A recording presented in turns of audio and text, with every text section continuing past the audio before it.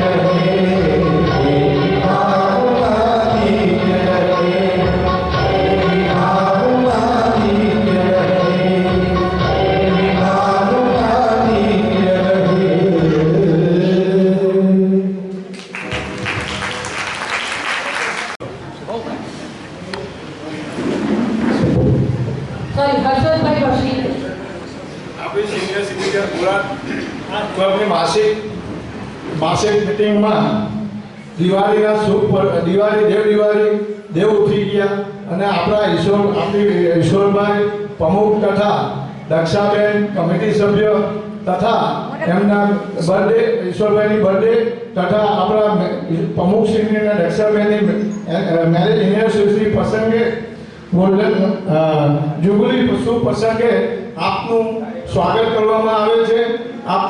આપના મહેમાનો ગોળા ધર્મના પ્રમુખશ્રી તથા બીજી ક્લબના પ્રમુખશ્રી તથા સમાજના પટેલ સમાજના હોદ્દેદારોશ્રી તથા સભ્યોશ્રી તથા એમના સ્નેહીજનો હું હૃદયપૂર્વક એમને આવકારું છું અને ઈશ્વરભાઈને તથા દક્ષાબેનને એમના મેરેજ સેરેમનીના શુભ પ્રસંગે ને ત્રિવેદી સમયે શુભ આશીષ આપું છું.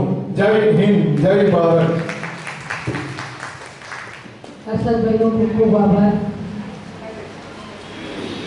સભ્યોના જન્મદિન નિમિત્તે હું અહીંથી નામ જાહેર કરીશ. પ્લીઝ સ્ટેજ નજીક આવી જજો બધા. સાથે બધા ભેગા થઈ જાય.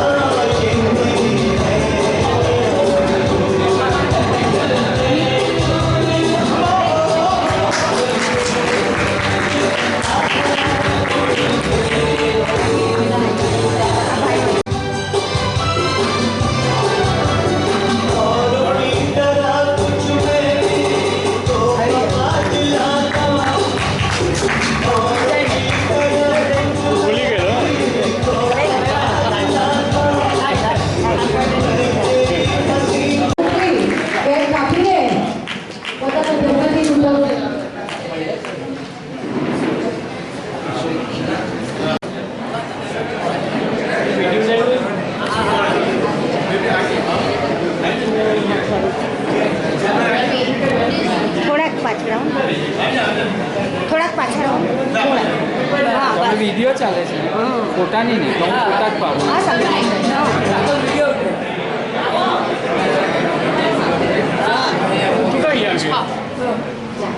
અરે મારે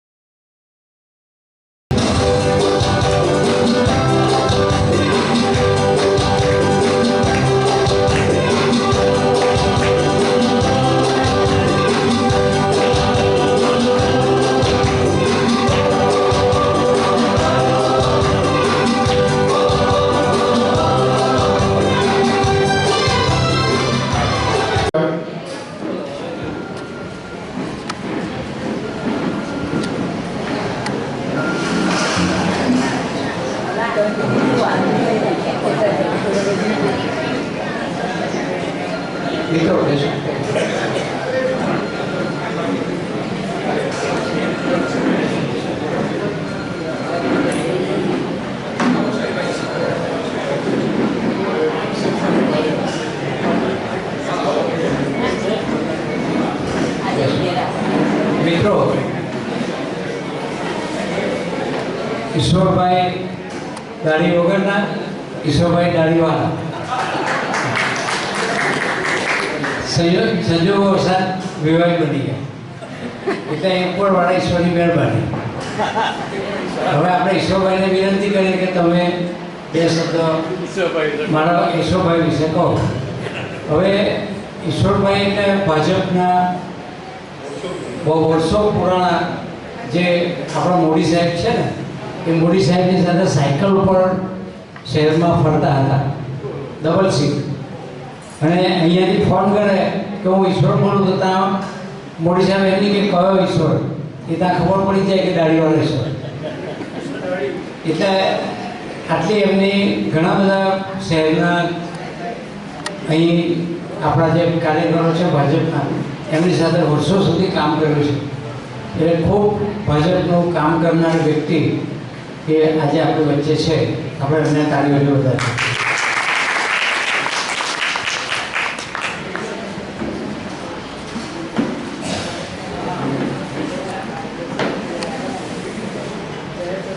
પ્રમુખશ્રી ઈશ્વરભાઈ, જગદીશભાઈ, નવીનભાઈ, દિલીપભાઈ, અમારા વડીલો પ્રવીણભાઈ, રાજુભાઈ, તેમજ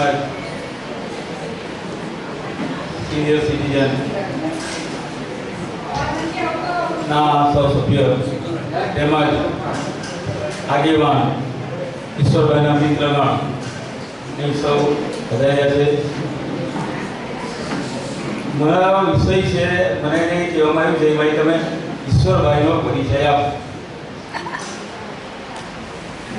મને એ વિષય આવે છે કે ઈશ્વરનો પરિચય આપવાનો હોય, આખી દુનિયા ઈશ્વરનો પરિચય જાણે એવા ઈશ્વરભાઈ.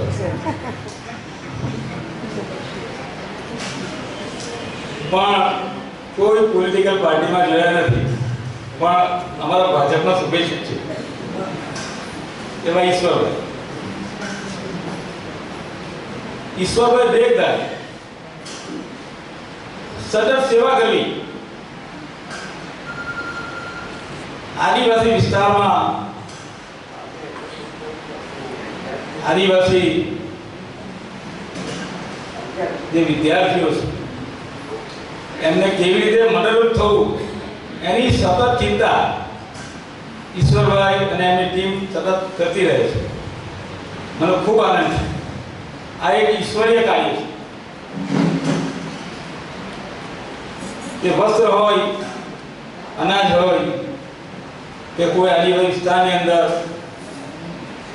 સ્કૂલમાં કંઈ જરૂરિયાત હોય, કે કોઈ ક્લાસરૂમની જરૂરિયાત હોય, એના માટે સતત પ્રતિબદ્ધ રહેતા અને રહે છે.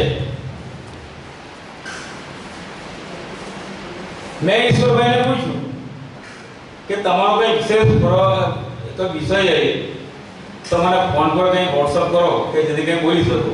કે મારો કોઈ વિશેષ પરિચય તમે જાણો તે કરો, તમારાથી બોલો બોલો. એટલે હું બોલવા ઉભો થયો. આજે એમનું ગામ સિયાલજમાં આવીને શહેરમાં આવ્યા. એવો ડિસ્ટ્રિક્ટ બેંકની અંદર ચેરમેન હતા, મેનેજર હતા.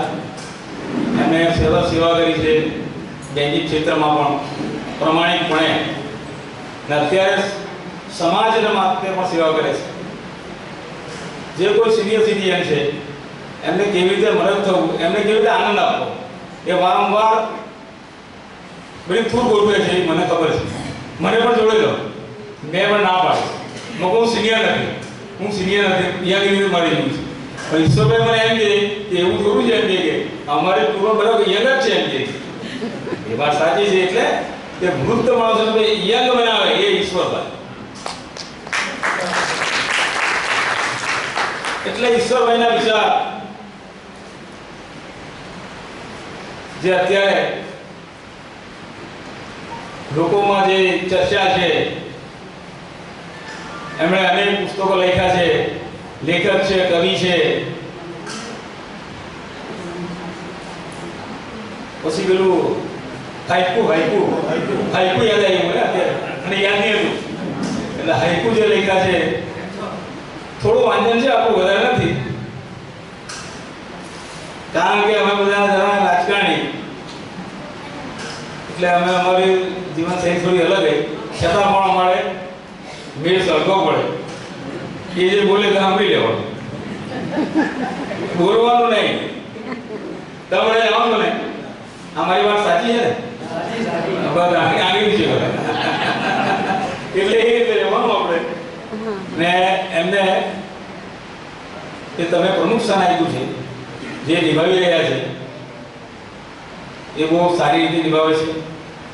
તમે બધા મને ખબર છે વારંવાર અહીંયા ભોજન સમારંભ કરો છો અને કાયમી માટે તમે અહીંયા આગળ હોલ માટે તે લોકો પ્રયત્ન કરતા હતા.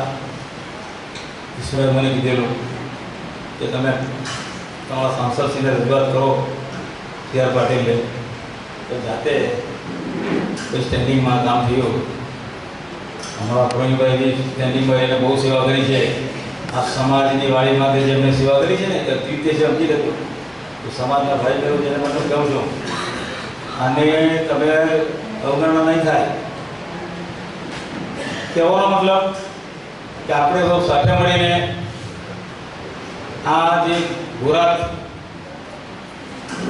જે સંસ્થા છે એ સુરતની બધી સંસ્થાઓ ભેગી થાય તો બી તમારું મને એવું લાગે છે કે જે કામ છે એ ઘણું સારું બધી સંસ્થાઓ.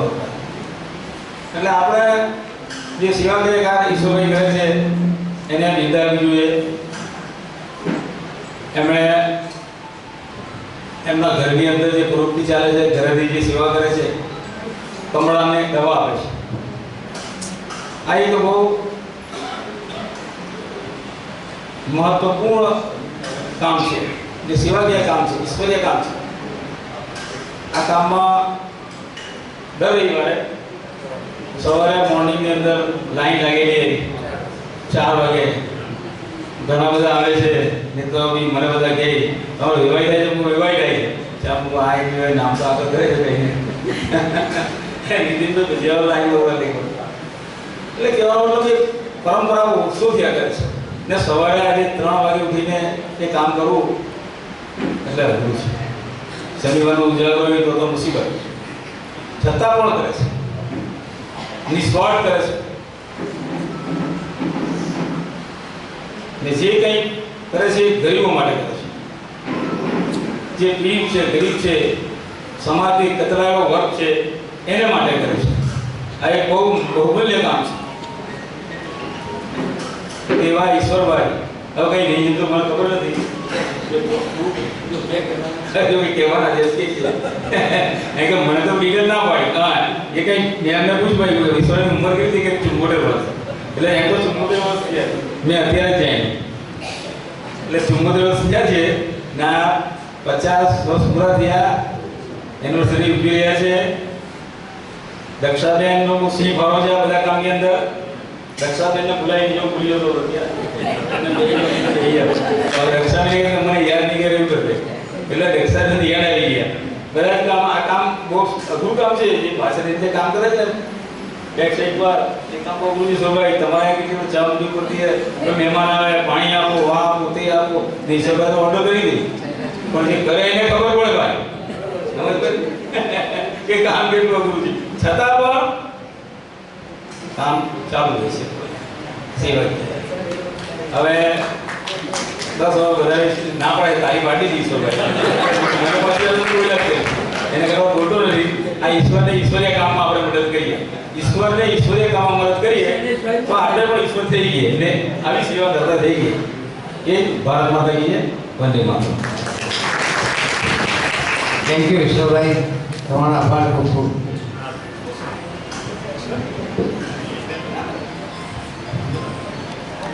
પુત્ર ચિન્મયને હું એમના પિતાજી વિશે 2 શબ્દો કહેવા માટે વિનંતી કરીશ.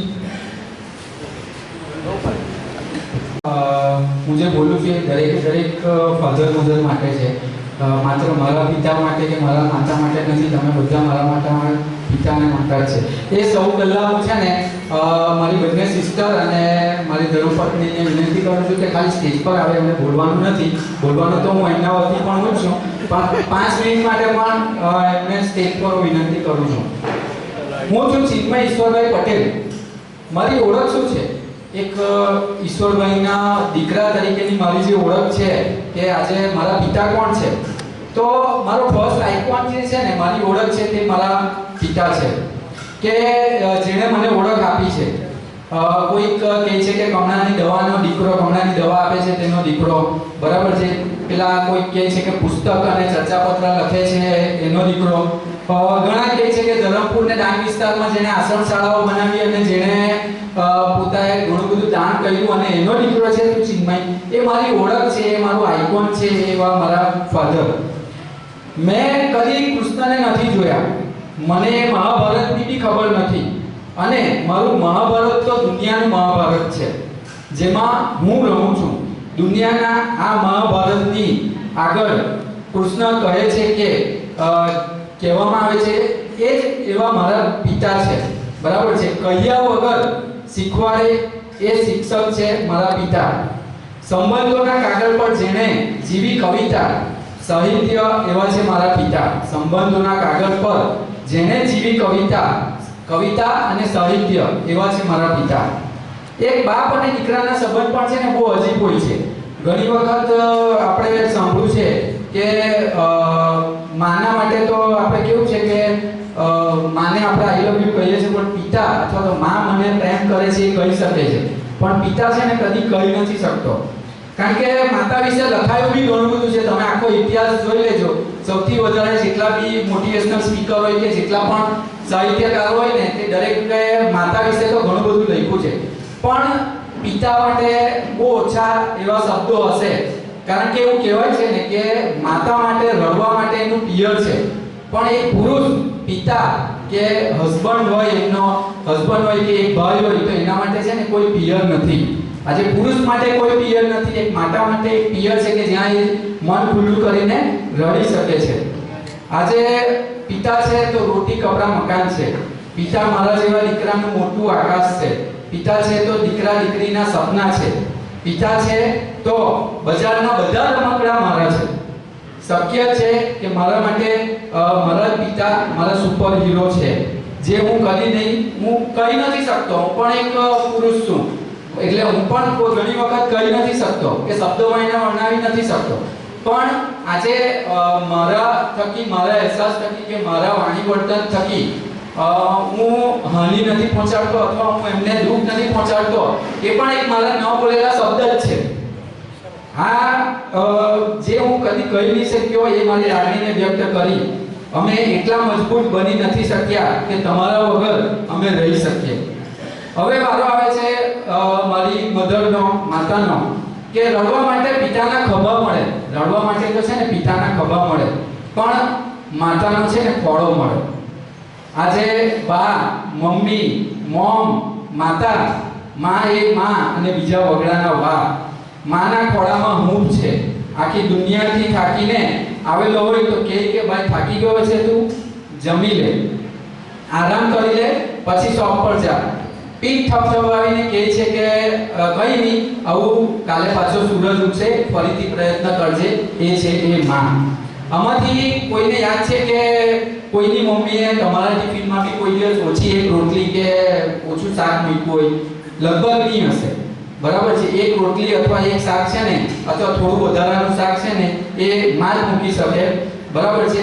એક વધારાની રોટલી ખવડાવવાની આદત એ આપણી ડાયટિંગ કરવા વાળી જે ફાંડ છે ને એને અસર નથી કરતી. માની એક વધારાની રોટલી કે વધારાનું શાક છે ને, એ તમારું જે ડાયટિંગ કરો છો કે તમે જે બી કંઈ ખાવ છો ને, તે તમારી ફાંડ પર એની અસર નથી કરતી. આજે જેના શ્વાસે શ્વાસમાં ક્ષમા છે એ માં છે. મેં ઘણા જીવનમાં આટલા 42 વર્ષથી અમે ઘણા બધા ભૂલો કરી, ઘણી બધી જગ્યાએથી પાછો ફર્યો, બધી જગ્યાએથી, પણ એ બધી જગ્યાએ છે ને સૌથી પહેલી ક્ષમા કરવા વાળી માં જ હોય. પિતા કરતા પણ પહેલી ક્ષમા કરવા વાળી એને માં છે. ઈશ્વરે એ અવતાર શ્વાસે શ્વાસમાં ક્ષમા છે એ માં છે.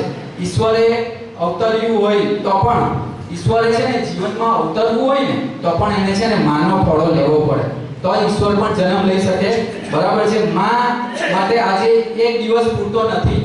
પ્રત્યેક પળ, પ્રત્યેક ક્ષણની ઉજવણીને છે ને આપોઆપ સાથે થાય છે. માં માટે કોઈ એક દિવસ કે ફાધર મધર માટે કોઈ એક દિવસ કે એક પળ કોઈ મહત્વનું નથી. દરેક પળ, દરેક શ્વાસ અને દરેક ક્ષણ છે ને એ મા માટે છે. જેના ખોળામાં હૂંફ મળે, શબ્દો જેવા વખાણ કરતા થાકી જતા એવી મારી માતા. આખરે બસ એટલું જ કહીશ કે જે बात હું આ વાતથી પૂરી કરીશ, इस दुनिया में तब तक रहना जब तक मैं जाने के लिए ना कहूँ. इस दुनिया में जब तक रहना है, जब तक मैं जाने के लिए ना कहूँ, तब तक आँख खुली रखना जब तक मैं सामने दिखता रहूँ. अस्तु.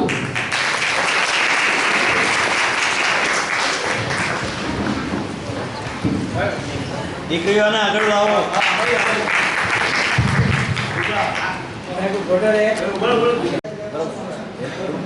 પેલા બેન પાછળ રહી ગયા. બેન પાછળ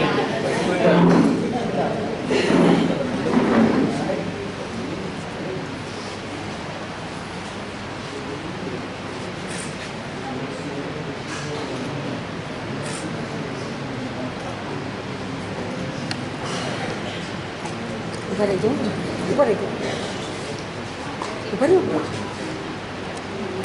ફેમિલી ફોટો.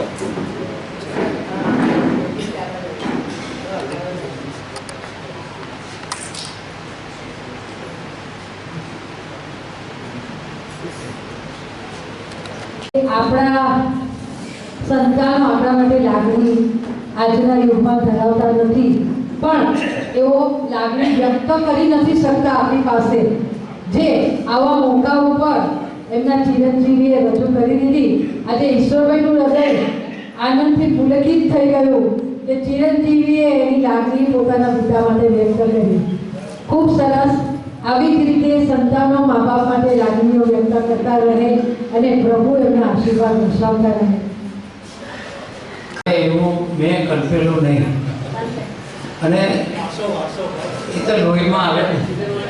જ્યારે કમળાની દવા મેં કીધું ભાઈ 50 વર્ષ થયા, હવે હું આપીશ નહીં, ઉજાગર કરવા નથી, આપણે બંધ કરી દઈએ. તો તે વખતે એણે એમ કીધું કે હું આપીશ. આ પણ લોહી છે. એટલે મેં કીધું ન આપવું તો બંધ કરી દઈએ, પણ કે ના, ચાલુ રાખો, હું આપીશ. અને 5 વર્ષથી આપે છે. તમારા ભવિષ્યમાં એના માટે પણ આવું બધું કહેવું પડશે કે આટલા વર્ષોથી દવા આપે છે વગેરે વગેરે. એટલે માતા પિતા વિશે ઘણા બધાને કદાચ થોડું નવું જાણવાનું મળ્યું હશે. એ ચિન્મયની તૈયારી સારી હતી અને હું એને બિલ કરું છું. Thank you Chinmay.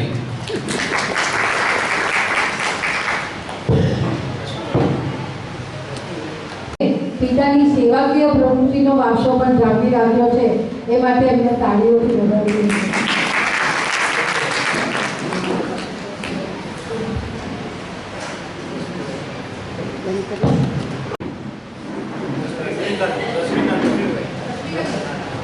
રશ્મિકાંતભાઈ શાહ, ફેડરેશનના ઉપપ્રમુખ શ્રી રશ્મિકાંતભાઈ શાહ 2 શબ્દ પ્રસ્તુત કરશે.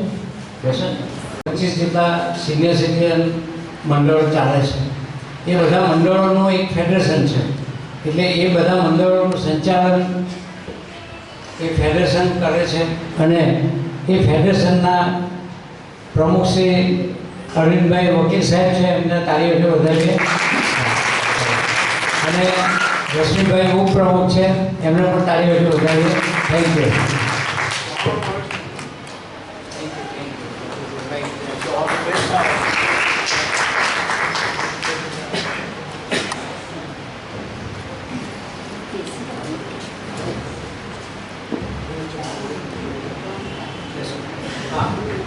પ્રમુખ સાહેબ 94 યર્સ છે.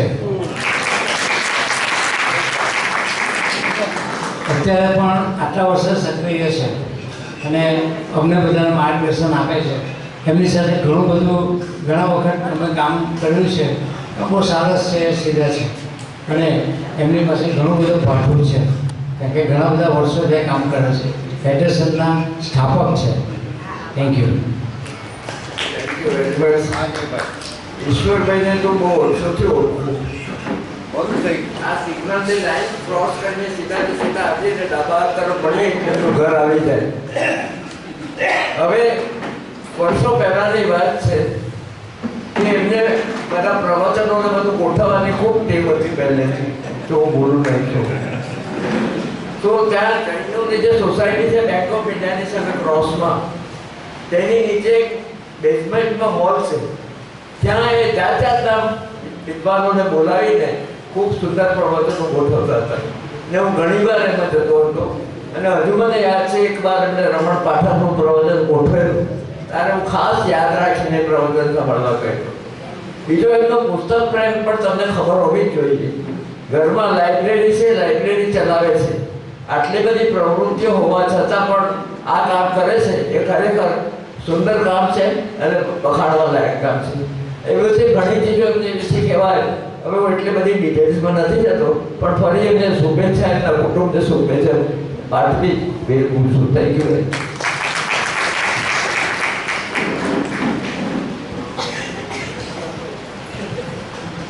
ઈશ્વરભાઈ એટલે સાહિત્યના જાણકાર, સેવાકીય સામાજિક પ્રવૃત્તિના જાણકાર અને સિનિયર સિટીઝન જે પ્રવૃત્તિ સુરતમાં ચાલે છે તેમાં એમની ખૂબ અગત્યની ભૂમિકા છે. આ ગોરા જે સિનિયર સિટીઝન ગ્રુપ છે તે એમણે કેટલા વખતથી શરૂ કર્યું છે અને સુંદર રીતે ચલાવે છે, પણ સાથે 15 વર્ષથી ચલાવે છે. એટલે પણ સાથે સાથે બીજા બધા નાના મોટા ગ્રુપ છે તેમને પણ એ સલાહ સૂચન અને માર્ગદર્શન આપે છે. આપણા ફેડરેશન જે સુરતના બધા સિનિયર સિટીઝન ગ્રુપ છે તેનું જે ફેડરેશન છે તેમાં પણ એ મોભી છે અને અગત્યના માર્ગદર્શક છે. ઈશ્વરભાઈ કમળાની દવા કેટલા વર્ષોથી સવારના 4 વાગે ઉઠીને બધાને આપે છે અને હજારો માણસોને લાભ લીધો છે. કોઈ બી કપરી પરિસ્થિતિમાં પણ તેમણે તેમનું એ સેવા કાર્ય ચાલુ રાખ્યું છે.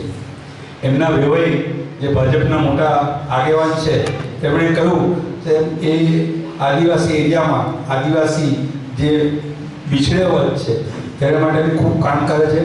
તેઓ સારી રીતે શિક્ષણ પામે, તેની જરૂરિયાત માટે જેટલી થઈ શકે એટલી મદદ કરે છે. આવું બહુ ઓછા સિનિયર સિટીઝન ગ્રુપો કરે છે. તેના માટે ઈશ્વરભાઈ ખૂબ ખૂબ અભિનંદન પાત્ર છે. ઈશ્વરભાઈનું આજે 75મું વર્ષ છે, પણ એમના જીવનનો, એમના દાંપત્ય જીવનનું આજે 50મી સુવર્ણ જયંતિ છે. તેના માટે આપણે બધા એમને ખૂબ ખૂબ અભિનંદન આપીએ અને શુભેચ્છા પાઠવીએ.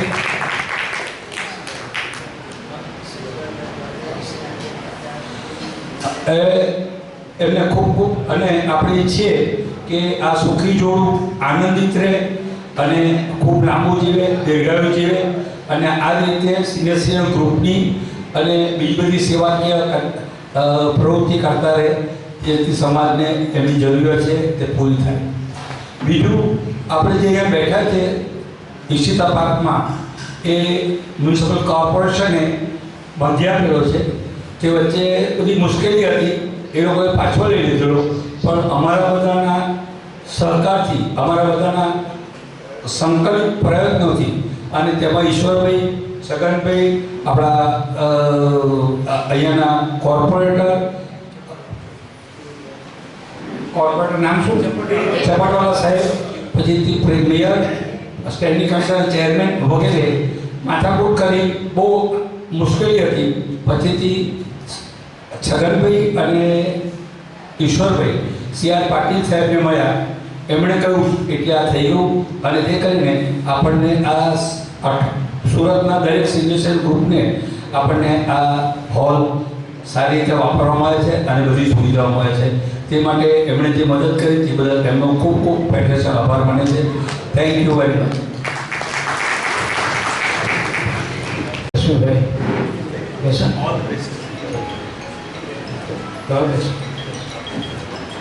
રશ્મિભાઈએ ફેડરેશનની વાત કરી, એમાં આ હોલ વિશે જે CR પાટીલને અમે મળ્યા તો એમાં છગનભાઈ સાહેબનો ખૂબ મોટો ફાળો છે.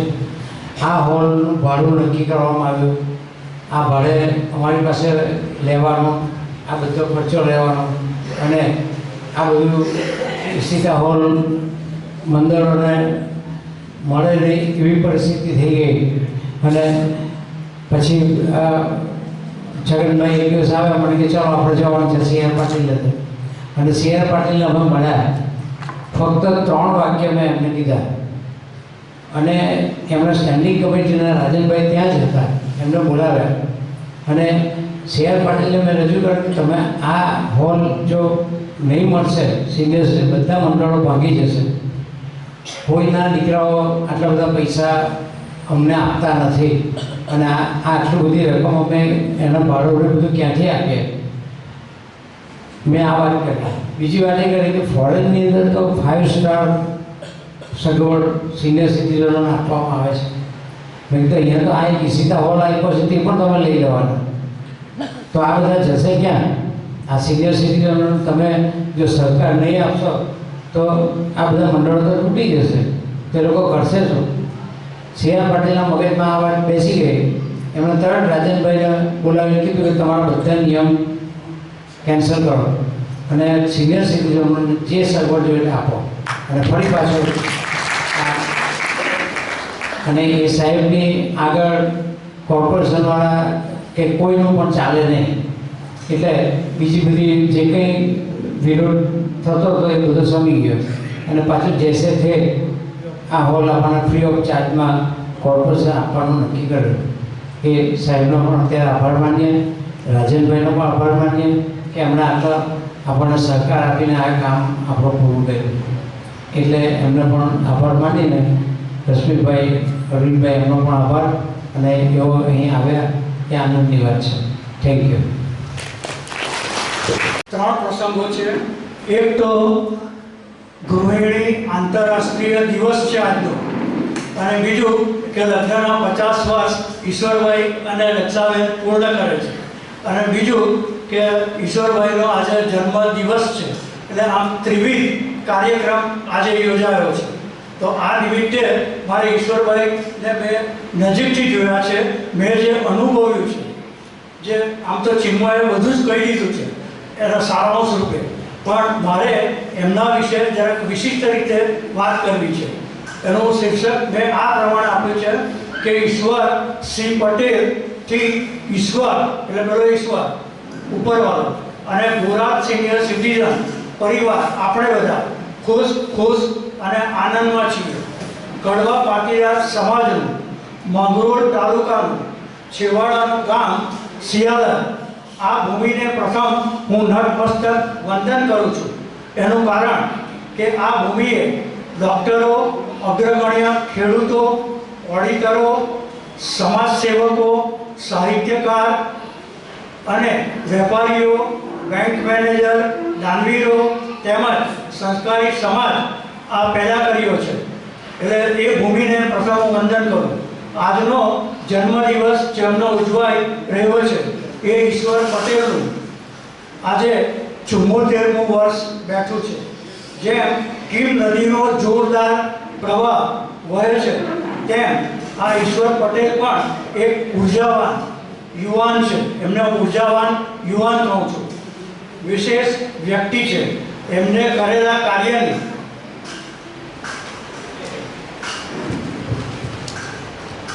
નોંધ વિવિધ વર્તમાન પત્રોએ, વિવિધ સામયિકોએ લીધી છે. યંત્ર થાકે પણ આ ઈશ્વર કદી થાકે નહીં.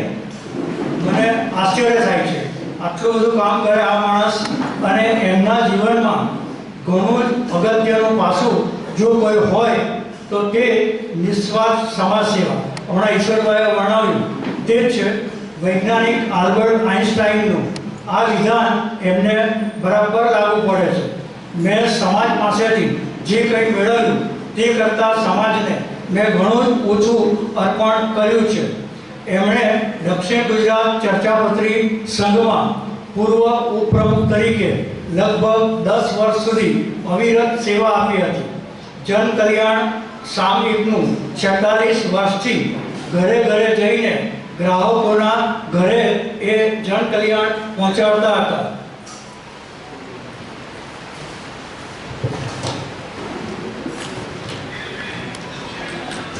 કાકા સાહેબ કાલેલકર નિબંધ સ્પર્ધા જે મુંબઈ મહારાષ્ટ્ર સરકારે યોજેલી 2015માં, તેમાં એમને નિબંધ લખેલો કૈલાસનું પ્રતિબિંબ માન સરોવરમાં. કૈલાસનું જે પ્રતિબિંબ પડે છે માન સરોવરમાં, એ વિશે એમને પુસ્તક પણ લખેલું હતું, પણ એને સારાંશ રૂપે નિબંધ રૂપે ત્યાં મહારાષ્ટ્ર મોકલેલું અને એમાં એમને પ્રથમ પારિતોષિક પ્રાપ્ત થયેલું.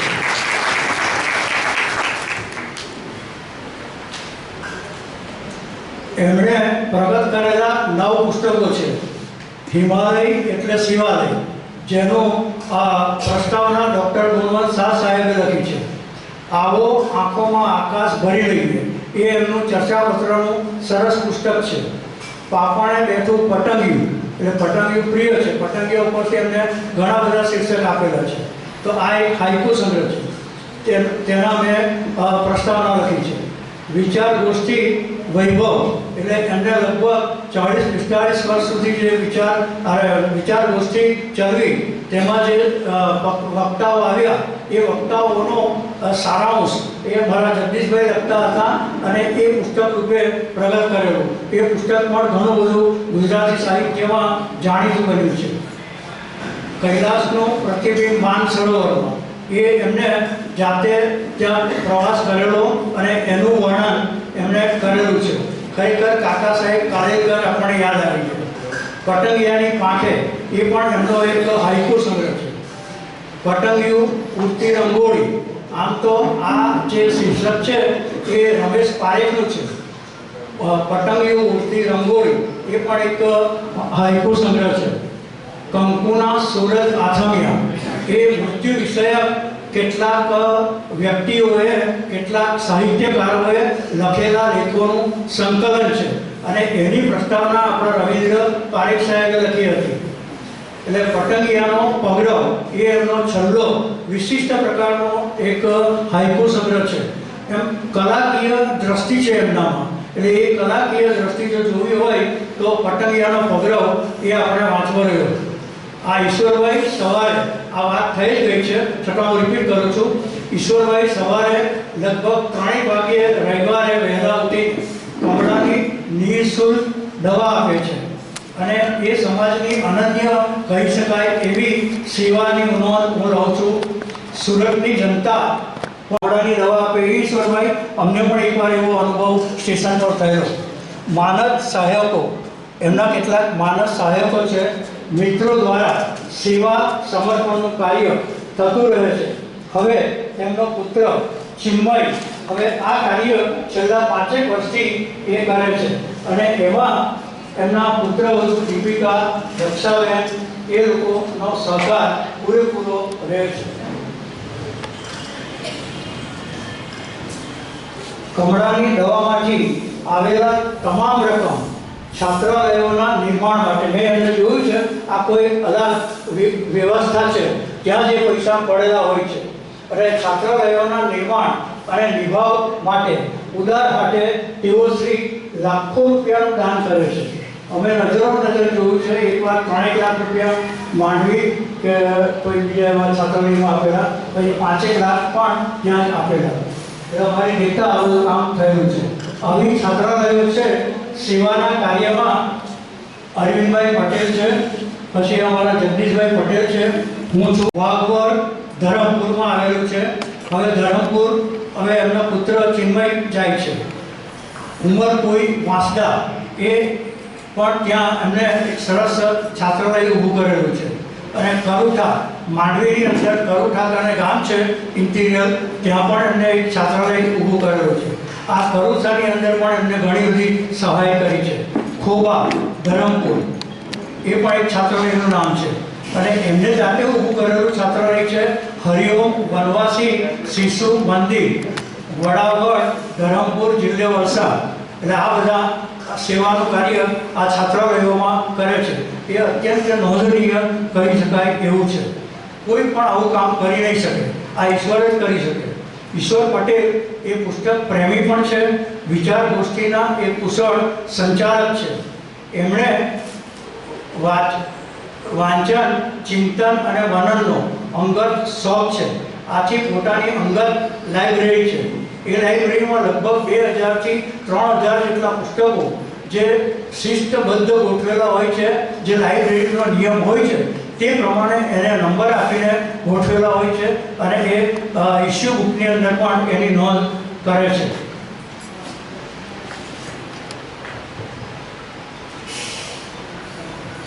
આ શોખના પરિણામે વિચાર ગોષ્ઠી નામક જાણીતી સંસ્થા એમને છેલ્લા 40 વર્ષથી કાર્યરત કરી હતી અને આ કાર્યક્રમમાં જાણીતા સાહિત્યકારો, કવિઓ, હાસ્ય લેખકો, સમાજસેવકો વ્યાખ્યાનો આપી ગયા છે અને એનું સરસ પુસ્તક પણ પ્રગટ કરેલું છે, અગાઉ મેં કહ્યું તેમ. અને વાઘ બારસના દિવસે કવિ સંમેલનનું આયોજન પણ એવું કરે છે. દક્ષાબેન, દીપિકાબેન અને સર્વે આવનાર સાહિત્યકારોને ચા પાણી નાસ્તાનું સુંદર આયોજન એ કરાવે છે. એ અનન્ય સેવાની હું અંગત રીતે નોંધ લઉં છું. એમાં દક્ષાબેનનો ફાળો વિશેષ છે. ઈશ્વરસિંહ પટેલ, જગદીશમાં પટેલ અને હું એમ ત્રિપુટીએ કડવા પાટીદાર સમાજને, આ કડવા પાટીદાર સમાજના પણ અગ્રગણ્ય નેતાઓ બેઠા જ છે, એમને ખબર જ છે કે આ કડવા પાટીદાર સમાજ અમીધારા અને અમીકુંજ ખાતે અમે સ્ટીલના 2 કબાટ આપ્યા છે અને એમાં 200 થી 300 જેટલા પુસ્તક મેં અને ઈશ્વરભાઈ પટેલે એમાં ભેટ આપ્યા છે. આ રીતે અમારા સમાજની વાચન બુકને પણ અમે સંતોષી શક્યા છે. નર્મદ લાઇબ્રેરીમાં પણ અમે, હું, ઈશ્વરભાઈ અને જગદીશભાઈ લગભગ 100 થી 200 જેટલા પુસ્તકો દર વર્ષે અમારા વંચાયેલા પુસ્તકો હોય ત્યાં ભેટ અમે આપીએ છીએ, પણ એની નોંધ કોઈ પણ સંસ્થાએ અમને લીધી નથી. એનું અંગત રીતે દુઃખ છે. કોઈ પત્ર પણ આવતો નથી કે તમે આટલા બધા પુસ્તકો અમને ભેટ આપો છો. સમાજવાણી તરફથી આગળ પત્ર એટલું નોંધ લઈએ છીએ. સૌથી વિશેષ ધ્યાનાર્હ વ્યક્તિત્વ તે કવિ, સાહિત્યકાર, પ્રવાસ નિબંધના લેખક છે. એઓ શ્રી સારા સંપાદક છે, શ્રેષ્ઠ ચર્ચાપત્રી પણ છે, ઇનામ પણ મળી ચૂક્યું છે અને ચર્ચાપત્રનું જેમ જગદીશભાઈને પણ મળ્યું છે, જેમ આપણે સ્નેહ રશ્મિને હાઈકુ રશ્મિ તરીકે ઓળખીએ છીએ, તેમ હું આ ઈશ્વર પટેલને હાઈકુ સ્વર કહું છું. હાઈકુ ઈશ્વર, હાઈકુ સ્વર તરીકે ઓળખું છું. તો એ ખોટું ન કહેવાય.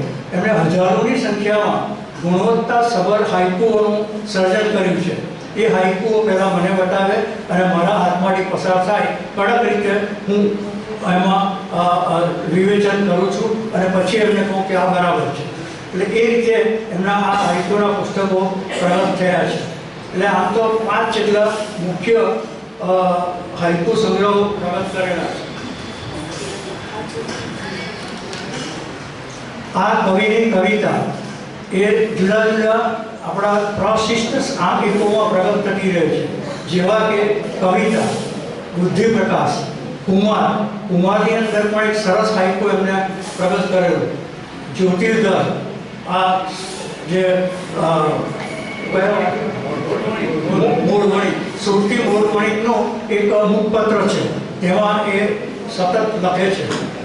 દિવાળી અંકમાં કવિઓ મોનો ઇમેજ, એટલે મોનો ઇમેજના પણ એક સારા જાણકાર છે. એટલે મોનો ઇમેજ કવિતાનો એક પ્રકાર છે, તે પણ એક સારું લખી શકે છે. એમણે હું પ્રવાસ નિબંધના નિબંધકાર તરીકે ઓળખું છું. આથી એમને પેલા કાલેલકરને કાલેલકર કહીએ છીએ, તો આ એને ઈશ્વરકર હું કહું છું. એમના પુસ્તકોની વિવેચના, પ્રસ્તાવના, અગાઉ મેં કહ્યું તેમ જાણીતા સાહિત્યકાર રવિન્દ્ર પારેખ, મણિલાલ પટેલ એ વિદ્યાનગરના છે, બહુ કડક વિવેચક છે અને એમના હાથમાંથી પસાર થવું, એમનું જે પ્રવાસ વર્ણનનું પુસ્તક છે, એટલા બધા વખાણ કરેલા હતા કે આપણને નવાઈ લાગે કે આ માણસ ઉપર એટલા બધા આફરીન થઈ ગયા. એટલે મણિલાલ પટેલ એમને પ્રસ્તાવના લખી છે. બીજા સંધ્યાભર બારડોલીના છે, તેમણે પણ લખી છે. નટવર અહલપરા છે, એ પણ એક સારા શિક્ષણકાર છે અને મેં પણ એમની પ્રસ્તાવના લખી આપી છે. ઈશ્વરભાઈ પટેલ એક સરસ આયોજક છે અને સિનિયર સિટીઝન છેલ્લા 10 વર્ષથી આપણે સેવા આપે છે અને આ સિનિયર સિટીઝનમાં જે સેવા આપે છે એ તો આપણે બધા વિદિત છીએ, એટલે એના વિશે હું વર્ણન કરતો નથી. એમને જો એમના સ્વભાવ વિશે હવે થોડી વાતો કરું છું. એમાં થોડી મર્યાદા પણ આવશે. કડક મીઠી કોફીના એ આગ્રહી છે. અમારી સાથે જ્યારે પણ આવે મને ચા જોઈએ, જગદીશભાઈને ચા જોઈએ, અરવિંદભાઈને ચા જોઈએ, પણ એમને કડક મીઠી કોફી જોઈએ અને એમાં સાથે સુગર પણ લઈ આવેલા જ હોય. અંદર નાખે પાછા સુગર. એટલે ભલે એ શુદ્ધ લકડી છે, આમ લાગે શુદ્ધ લકડી, પણ એ બહુ અક્કડ છે, મજબૂત છે અને બહાદુર છે. તો જ આટલા બધા હિમાલયનો પ્રવાસ એ કરી શકે છે.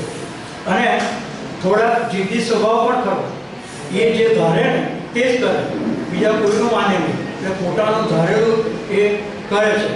અમારા સાહિત્ય વર્તુળમાં કોઈ પણ ચમરબંધી હોય તેને જે કડવું હોય, કહેવું હોય તે પ્રત્યક્ષ કહી શકે છે. અમારા કડવા પાટીદાર સમાજના લોહીમાં જ હોય છે. એટલે પછી એના અંતરમાં કશું હોતું નથી. અંતર બિલકુલ સ્વચ્છ હોય છે.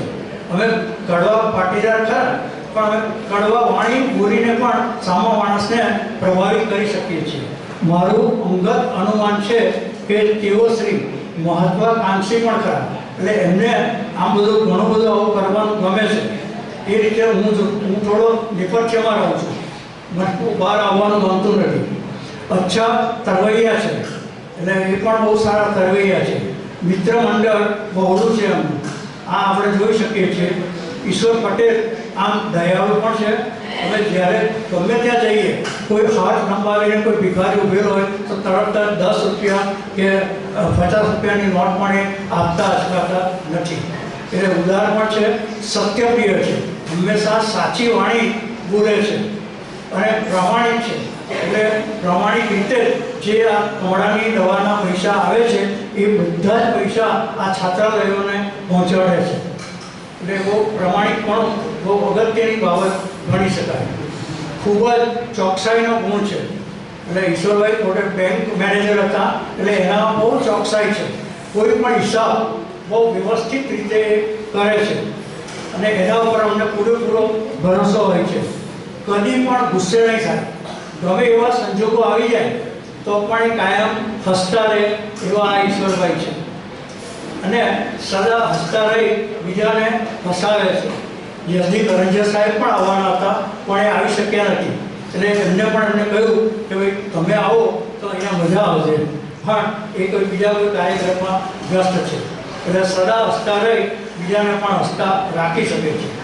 એમનો બીજો સ્વભાવ છે ચાલશે, ફાવશે અને ગમશે ની ભાવના. જે આનંદમાં રહે છે, મસ્તીમાં રહે છે પોતાને. એ પ્રકૃતિ પ્રેમી છે. અમે આ ડાંગના જંગલોમાં કે ધરમપુરના જંગલોમાં આંટા મારીએ છીએ. એટલે પ્રકૃતિ પ્રેમી છે અને દરેક સન્નારીને પણ એ સન્માન આપે છે, પૂરેપૂરું સન્માન આપે છે. એ પણ બહુ અગત્યનો એમનો ભાવ છે. દલિત પ્રત્યેની સંવેદના. અમે જે આ ડાંગ જિલ્લામાં જઈએ છીએ ત્યાં દલિતો છે, એ દલિતોની સેવા કરે છે. એટલે દલિતો પ્રત્યે પણ એ સંવેદના વ્યક્ત કરે છે, પ્રગટ કરે છે.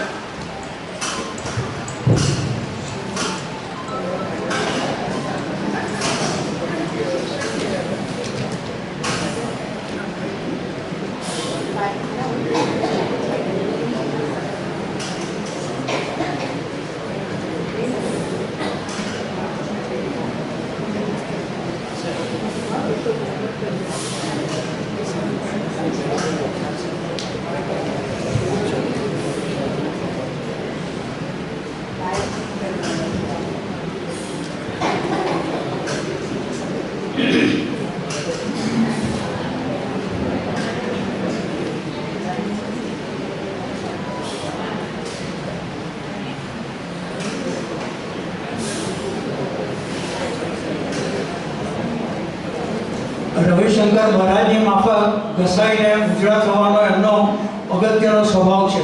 થોડા ભૂલકડા પણ ખરા. એટલે અમારે બહુ કાળજી રાખવી પડે, કોઈ વસ્તુ ત્યાં રહી નહીં જાય એ અમારે જોવું પડે છે.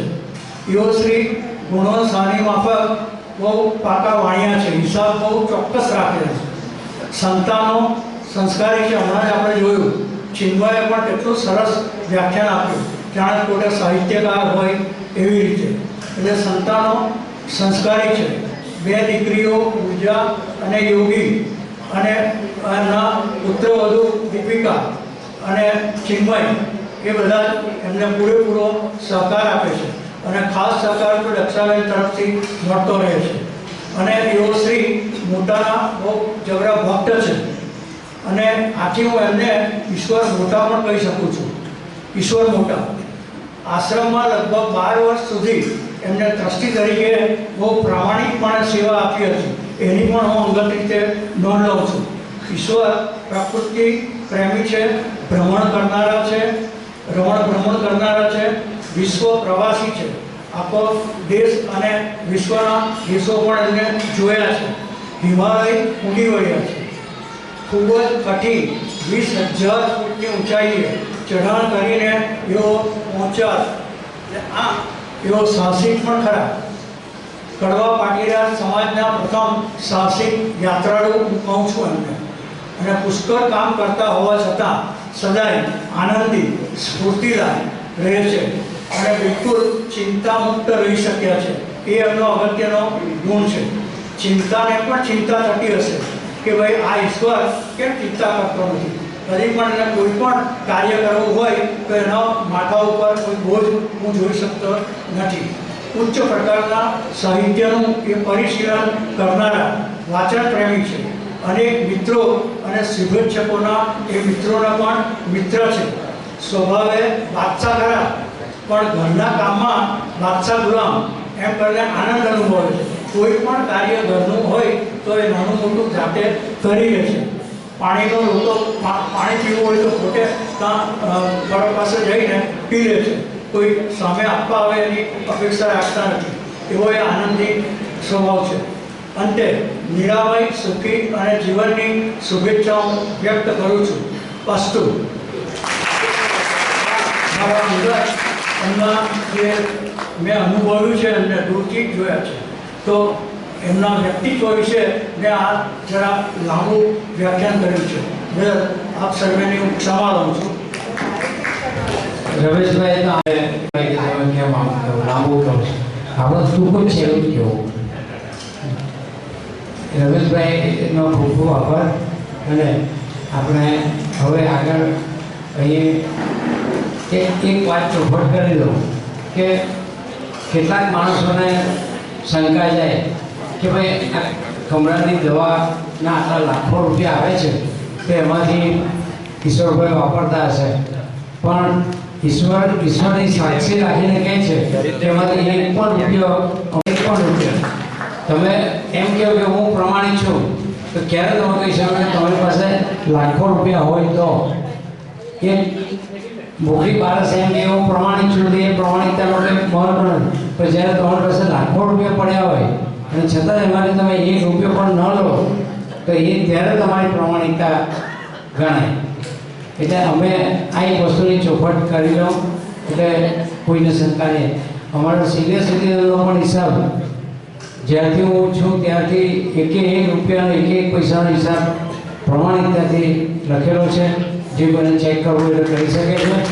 એટલે એ પણ તમે જોઈ શકો છો. એટલે આ બધી વસ્તુઓ તમારામાં હોય તો જ તમે આ બધું કરી શકો. એટલે એટલા માટે કોઈ શંકા કરવાની કંઈ જરૂર નથી. અને શંકા કરો તો જોઈ લેજો આવીને. હવે આપણી વચ્ચે પ્રવીણભાઈ આપણા કોર્પોરેટર માજી કોર્પોરેટર છે તો એમને વિનંતી કે ટૂંકી વાત જરા કરજો ભાઈ. આજના પ્રસંગમાં ઉપસ્થિત આજના જે નાયક કહેવાય જેમની આટલી બર્થડે વિશે અને 50 વર્ષ એમને જે પૂરા કર્યા છે, ગોલ્ડન જ્યુબિલી વર્ષ ઉજવ્યું છે એમના લગ્નના, એવા ભાઈ ઈશ્વરભાઈ મારા ગુરુ જેમના હસ્તે મેં શિક્ષા પ્રાપ્ત કરી છે. અને એવી તક મળી દેવાભાઈ શ્રી જગદીશભાઈ મારા વડીલ પણ છે. અને જે ગામનું ગૌરવ અને લેખક કવિ અને અમારા વડીલ ભાઈ શ્રી રમેશભાઈ, ભાઈ શ્રી અરવિંદભાઈ વકીલ, ભાઈ શ્રી રશ્મિકાંતભાઈ, ભાઈ શ્રી હર્ષદભાઈ, ભાઈ શ્રી દિલીપભાઈ, અહીં પધારેલ વિવિધ સંસ્થાના હોદ્દેદારશ્રીઓ, મારા ગરવા પાટીદાર સમાજના હોદ્દેદારશ્રીઓ, સૌ વરિષ્ઠ વડીલો, માતાઓ, બહેનો, મિત્રો, આજે પૂર્વ વક્તાશ્રી ભાઈ શ્રી ઈશ્વરભાઈ, ભાઈ શ્રી રશ્મિભાઈ, ભાઈ શ્રી રમેશભાઈ વિસ્તૃત વાત ઈશ્વરભાઈ વિશે કરી છે. એમની સામાજિક પ્રવૃત્તિ હોય, એમની સાહિત્ય ક્ષેત્રની પ્રવૃત્તિ હોય, એમની સેવાકીય પ્રવૃત્તિ હોય કે આદિવાસી વિસ્તારની અંદર જે કંઈક ગરીબોને મદદરૂપ થવાની પ્રવૃત્તિ હોય કે સિનિયર સિટીઝનની જે કંઈ પ્રવૃત્તિઓ કરે છે, તો એના માટે અહીં આપણે સૌ ખૂબ સરાહના કરીએ છીએ અને ખૂબ તાળીઓથી વધાવીએ. સૌને તાળીઓ પાડવાની, સૌને તાળીઓ પાડવાની, કોઈ બાકી નહીં રહે. ઈશ્વરભાઈની જે પ્રવૃત્તિ છે એ માટે સૌ સરાહના કરે છે. કે એની પ્રવૃત્તિ વારંવાર એથી કહેવાય કે રમેશભાઈ તો ખૂબ વિસ્તૃત રીતે વાત કરી છે, એટલે એમાં જતા નથી. પણ ઈશ્વરભાઈ, તમે અત્યારે જે ખુલાસો કર્યો એ બરાબર નથી. એમાં કરવાનું જ ના હોય કે ભાઈ આ જે કંઈક કમળાના દવા આપે છે વર્ષોથી, વર્ષ કે 3 વાગે 4 વાગે, એના પૈસા બધાને ખબર છે કે એના પૈસા આદિવાસી વિસ્તારોમાં તમે સેવાકીય પ્રવૃત્તિઓ વાપરીને તો ખુલાસો કરવાનો ના હોય. હા, એટલે એનો ખુલાસો જ ના કરવાનો હોય, એ બધાને વિશ્વાસ છે ઈશ્વરભાઈ. તો ઈશ્વરભાઈ આમ મારા બની વિપત થાય દક્ષાબેન મારા કઝિન બેન છે અને અમારું જે ફર્યું છે આજુબાજુમાં છે. ઈશ્વરભાઈ આજથી 1975માં જે લગ્ન કરવા આવ્યા હતા તેનો સાક્ષી છે. મે મહિનાની ઉનાળાના બરબતા તાપમાન જેવો જ્યાં લઈને આવ્યા હતા અને મને કહેતા હતા કે આ પાસેથી રિજેક્ટ થઈ ગઈ. કારણ કે ત્યારે પાતળી સગવડ હતી, કોઈ પાસે પૈસા નહીં હતા કે કંઈક બધું વ્યવસ્થા કરે. પરંતુ ઈશ્વરભાઈનો જે સ્વભાવ છે, રમેશભાઈ એમને કીધું કે અત્યારે જિંદગી નથી, અમે તો એમના લોકો કરતા હતા જમાઈ તરીકે. બહુ સરસ સ્વભાવ છે અને મદદરૂપ થવાનો સ્વભાવ છે. બાકી જમાઈ એટલે કહેવાય આપણે બધાને ખબર હોય, પણ મને અનુભવ જુદો છે. તેઓ મારા સમયમાં બી ખૂબ સારી એવી મદદ કરે છે. સાહિત્યના પ્રેમી છે, એટલે અમને કંઈ લાઇબ્રેરીમાં જરૂર હતી તો અમને મિત્રોએ ભેગા થઈને કબાટની વ્યવસ્થા કરી, પુસ્તકોની વ્યવસ્થા કરી અને લોકોને વાંચન કરી છે. તો હું બધું નથી કહેતા, આપના આજના જે નાયક છે ઈશ્વરભાઈને, એમના પરિવારને, બેન શ્રી દક્ષાબેનને 50 વર્ષ જે પૂરા કર્યા છે એ બદલ ખૂબ ખૂબ અભિનંદન આપું છું. હવેનો પછીનું એમનું જીવન નિરામય રહે, આરોગ્ય સારું રહે અને સતત પ્રવૃત્તિ કરો છો એ તમે પ્રવૃત્તિ કરતા રહો એવી શુભકામના સાથે વિરમું છું. Thank you.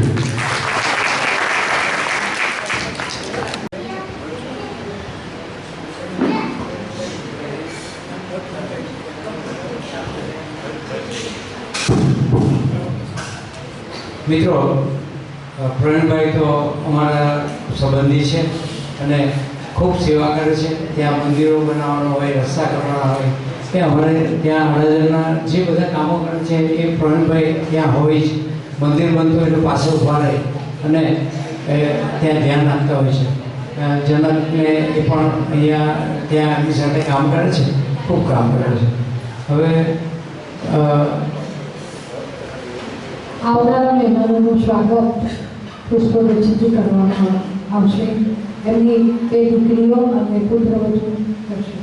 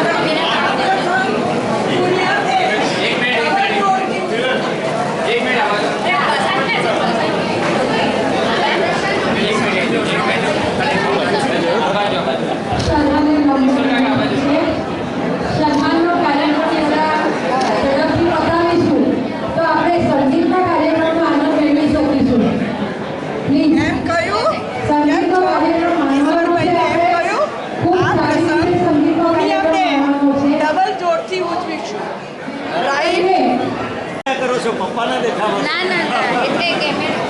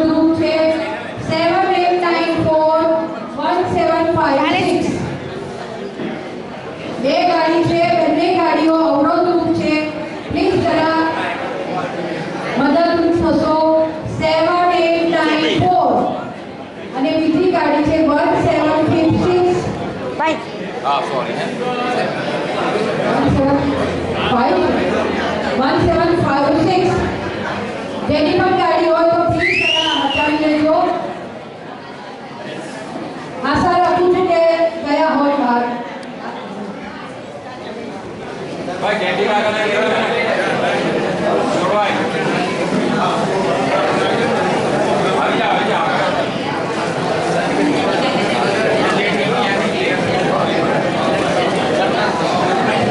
પ્લીઝ બધા સભ્યો પોતાની સીટ લઈ લો. પ્લીઝ પ્લીઝ આપણે અન્ય કાર્યક્રમનો આનંદ લેવાનો છે.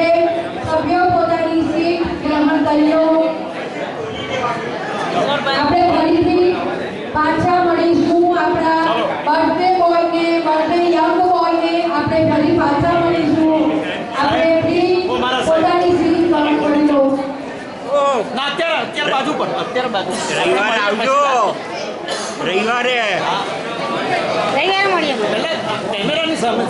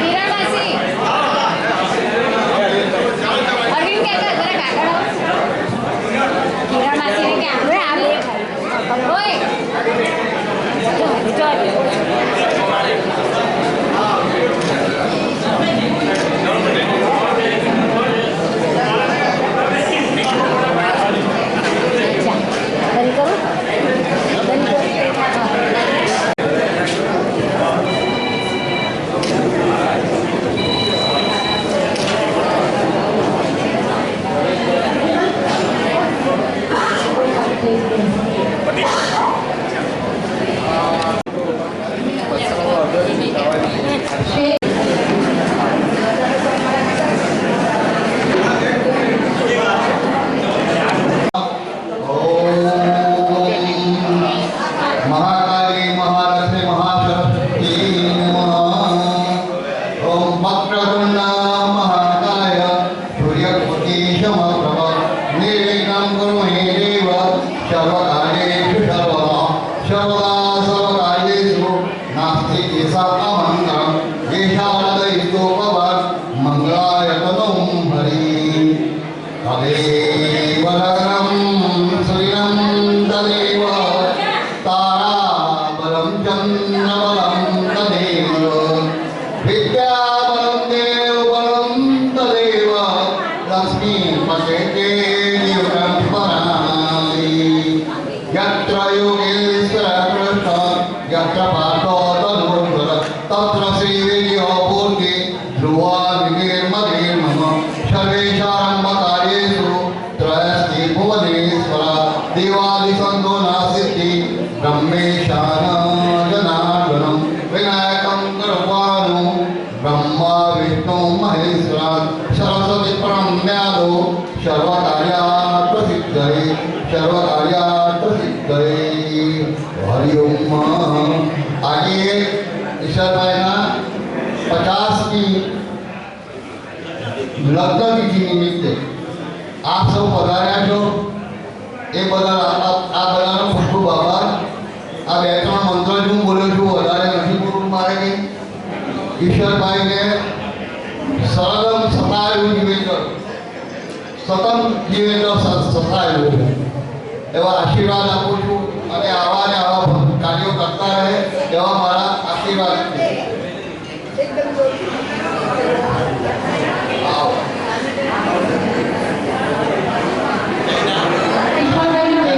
ઈશ્વરભાઈના રહેવાસી એમને સંસ્થા સભ્યોથી વચ્ચેની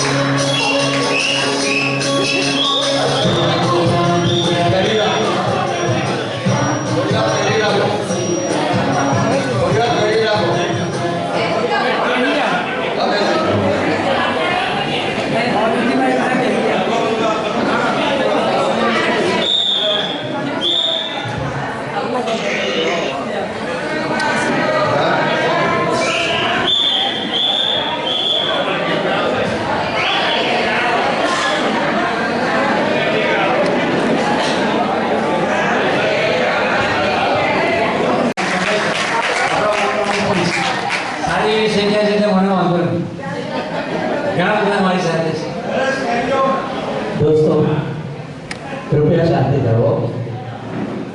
આપણે દક્ષા ભાભી અને ઈશ્વરભાઈ સાથે થોડીક વાત કરીએ। સૌથી પહેલા ભાભી અત્યારે કેવું લાગે છે?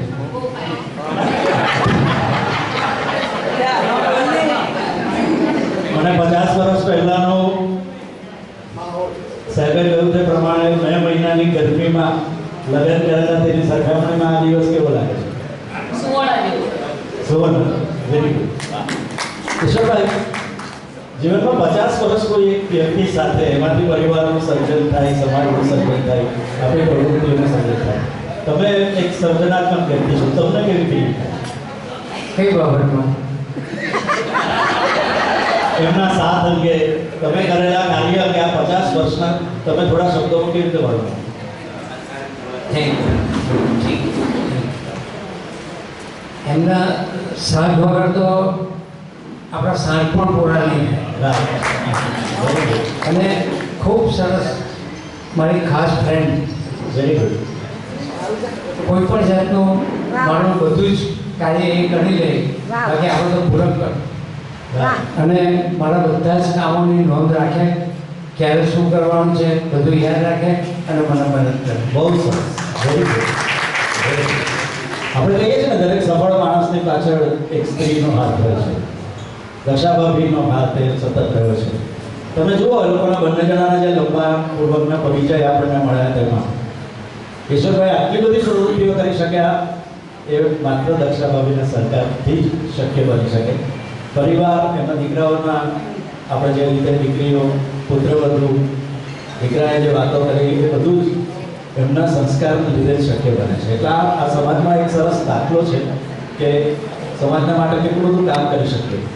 ઈશ્વરભાઈ, એ અંગે તમારી કેવી લાગણી છે કે તમે જે કમળાની દવાના 50 વર્ષ એમાંથી ભેગી થયેલી નાનકડી પણ મોટી પણ જે પણ રકમ છે તેનાથી તમને એટલે એનાથી જનરેટ થતું જાય છે કે વધારે ને વધારે તમને લાગણીઓ વ્યક્ત થતી હોય છે મનથી પણ કે હજી વધારે કરવું જોઈએ? તમારું શું છે?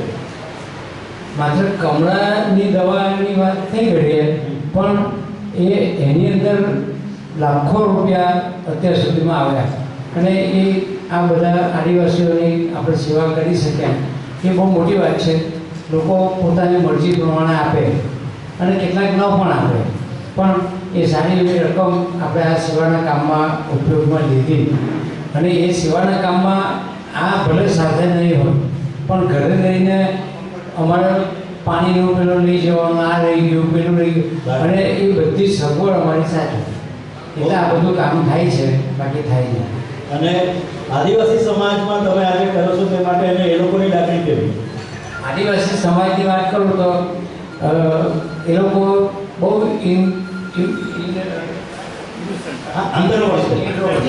ઇન્ટ્રોવર્ટ્સ હોય છે અને આપણે ગમે એટલું કરીએ કહીએ તો પણ એક પણ ફોન નહીં કરે અને કોઈ થેન્ક યુની તો વાત જ નહીં.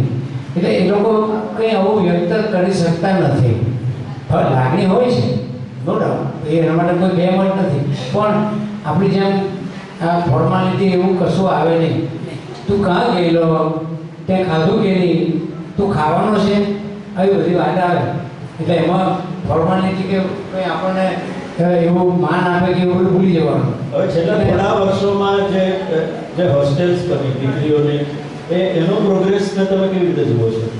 ત્યાં આગળ બાળકો દૂર દૂરથી ભણવા આવે છે. ત્યાં એક વસ્તુ છે, કદાચ તમને જાણી નવાઈ લાગશે કે છાત્રાલય જ્યાં હોય ને એની આસપાસના કોઈ છોકરાને એડમિશન નહીં આપે. અચ્છા. એ બહારથી જે આવેલા હોય અથવા તો દૂરના જે હોય એને એડમિશન આપે. અહીંયાના જે ગામના હોય એ પાછળ બીજે એડમિશન લે, એને અહીંયા સ્થાનિકમાં એડમિશન ન મળે. એનું શું કારણ છે? એનું કારણ એ છે કે એ લોકોને જે દૂર દૂરના જે દીકરા દીકરીઓ છે એ લોકોને આવવા જવા માટે બહુ તકલીફ છે. એટલે એ લોકો ત્યાં આગળ ન રહી શકે, એટલે એ લોકોને દૂરથી જે આવતા એ લોકોને સગવડ કરી આપે. જે સ્થાનિક છે એ લોકોને બહાર જાય. એટલે આ લોકોને આ રીતનું આખું એ કરેલું હોય છે અને એ પ્રમાણે ચાલતું હોય છે. તમે આજે કાર્ય કરો તેમાં તમને સ્થાનિક અને સરકાર તરફથી કંઈ મદદો કેવી રીતે? સરકાર તરફથી તો કંઈ નહીં, જીરો. પણ સ્થાનિક લોકો અહીંયા ઘણા બધા એવા છે કે જે આમ કવર મૂકી દે, એમાં કેટલી રકમ છે એ તો તમે જુઓ ત્યારે જ ખબર પડે. હજારો રૂપિયા મૂકી જતા હોય છે. એવા પણ વ્યક્તિઓ છે કે જે દવા પીવા આવ્યા અને આખું કવર મૂકીને ચાલી જાય, પછી અમે જોઈએ કે આમાં આટલા બધા 1000 રૂપિયા છે. એટલે છે એવી વ્યક્તિઓ પણ ઘણી બધી છે કે જે આપણને ઉદાર ભાવે મદદ કરે છે. ઈશ્વરભાઈ, તમે એવું માનો છો કે તમે એક શુદ્ધ બુદ્ધિથી સમાજનું કોઈ સારું કાર્ય હાથ કરો તો સમાજ આપોઆપ ઉલટભેર સાથે રહેતો હોય છે? સમાજની તો કદર કરવી જોઈએ, કારણ કે સમાજ છે તો આપણે બધું કરી શકીએ. એમના પાટીદાર સમાજ તરફથી એમનું સન્માન થયેલું હતું. એ કાર્યક્રમ મને બરાબર યાદ છે.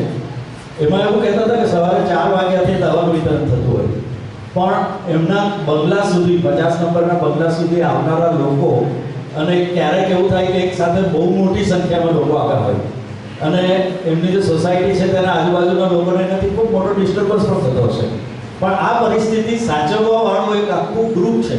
કેટલાય રિક્ષાવાળા ભાઈ બહેનો અને એવા કેટલાય લોકો છે કે જે આવેલા લોકોને બહાર સાચવી લે અને એ એમના બંગલા સુધી પહોંચીને શાંતિથી જાય, સોસાયટીના લોકોને ઓછામાં ઓછી તકલીફ પડે એ રીતે. અને એમાંના કોઈ વ્યક્તિ એમને ઓળખતા નથી, એમણે આમાંના કોઈને ભેગા નથી કર્યા. એટલે સ્વયંભૂ રીતે સમાજમાંથી લોકો આ પ્રકારની પ્રવૃત્તિ માટે મદદરૂપ થાય.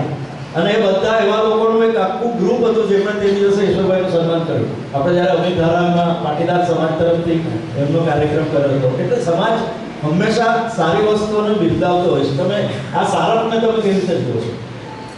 હંમેશા સારું કામ કરીને તો કોઈ આપણને બિરદાવતું હોય છે, પણ જેને સેવા કરવી છે એ બિરદાવે કે ન બિરદાવે કંઈ બહુ ફરક પડતો નથી. અને આપણે તો આપણું કામ કરવાનું હોય, કોઈ જુએ કે ન જુએ, કોઈ આપણને સન્માન કરે કે ન કરે, એથી કરીને કંઈ ફરક પડતો નથી. આપણે આટલું એટલું ધ્યાન રાખવાનું કે આપણે અહીંયા જિંદગીમાં આ પૃથ્વી પર આવ્યા છે તો 2 સારા કામ કરી જવાનું. દરેક માણસો આ નિયમ કરે કે ભાઈ 2 સારા કામ કરો. તમે તમારા કૂતરા બિલાડા પોતાના માટે જે કરે છે તે જ આપણે કરીએ છીએ. એનો અને આપણામાં ફરક એક જ છે કે આપણે બોલી શકીએ છીએ, બોલી નથી શકતા. એ લોકો આપણામાં બુદ્ધિ છે, એ લોકોમાં બુદ્ધિ નથી. અને બધી જે બધી તકલીફો છે આ બેની જ છે કે આપણામાં બુદ્ધિ છે. પેલા બિચારા તો વફાદાર છે, આપણે તો કોઈને વફાદાર નથી. આપણે કોઈની અંદરમાં આપણે નથી રહી શકાય. એ લોકો આપણે કેટલી મદદરૂપ થાય છે, આપણે કોઈને મદદરૂપ થતા નથી. તમને કોઈ ગરીબ માણસ જતો હોય, એને ભૂખ્યો હોય, એના પગમાં ચંપલ ના હોય, પણ તમને એવું થાય છે કે એને આપી દો. મારે એવું થાય છે નરેશભાઈ કે મને ઘણીવાર પૈસા આપે કે આ લઈ આવજો, પેલું લઈ આવજો. હું તો પાછો એમનો ખાલી એટલે પાછો આવું તો કે બધું લાવ્યા, બધું નથી લાવ્યા. તો કે તમને પૈસા આપેલા ને તો બધા આપી દીધા. એટલે આ બહુ જ મોટી વાત છે અને એના માટેનું જે મોટું દિશા હોવું જોઈએ તે બહુ જ મોટી વાત છે. કિશોરભાઈ, તમે જે પ્રવાસ કર્યા છે, પ્રવાસ વર્ણનો તમે કર્યા છે, તમારી સૌથી મોટી પ્રીતિ અગર કંઈ હોય તો તે હિમાલય છે. તમે હિમાલય વિશે તમે હિમાલય પર દરેક જણાએ જવું જોઈએ. એકવાર તો હિમાલય જોવો જોઈએ.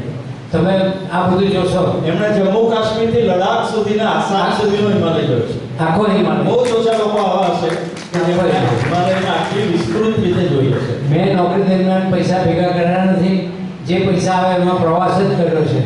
અને એમાં ભારતીબેન નવીનભાઈનો મોટો હાથ છે. નવીનભાઈ તો ત્યારે નથી અહીંયા, પણ એમની સાથે રહીને હું આટલું બધું ફર્યો. આખું હિન્દુસ્તાન જોયું, ખાલી રામેશ્વર બાકી રહી ગયું છે. બાકી બધું જોવાઈ ગયું. એટલે હિમાલયમાં પણ કશું બાકી નથી. 20,000 ફૂટ પર વગર ઓક્સિજને જવું એ બહુ કઠોર કામ છે. તમારે શ્વાસ સેવા પાછા 2 શિખર હોય પરથી જવાનું. એ તો બહુ છે અને બહુ કઠિન. તમારે એક પગ તમારે પગલું તમારે ધ્યાનથી જવું કરવું પડે. જો લાકડી ના હોય ને તો ગયા કામમાંથી. એટલે લાકડીને આપણો ત્રીજો પગ તરીકે આપણે એનો ઉપયોગ કરીને એ પ્રવાસ કરી શકીએ. અમારે અહીંયા બેઠા છે આ હસમુખભાઈ જરા ઉભા રહો. ભાઈ બીજા કોઈ કૈલાસમાં મારી સાથે કોઈ આવ્યા હોય, આ હસમુખભાઈને તારીખ બતાવો. આ માણસ પણ એ મારી અંદરમાં સૂચના આપીને મેં ઘણા બધાને કૈલાસ મોકલ્યા. અને એમની પ્રેરણાને લઈને હું પણ ગયેલો. વાહ વાહ. એમને બધું તૈયાર. ત્યાં સામાન્ય રીતે આપણે હરિદ્વાર કે જતા હોય એવી રીતે તૈયારી નહીં કરવાની હોય. આની સ્પેશિયલ તૈયારી કરવી પડે છે. અને એ સ્પેશિયલ માણસ જે ગયા હોય તે જ કરાવી શકે.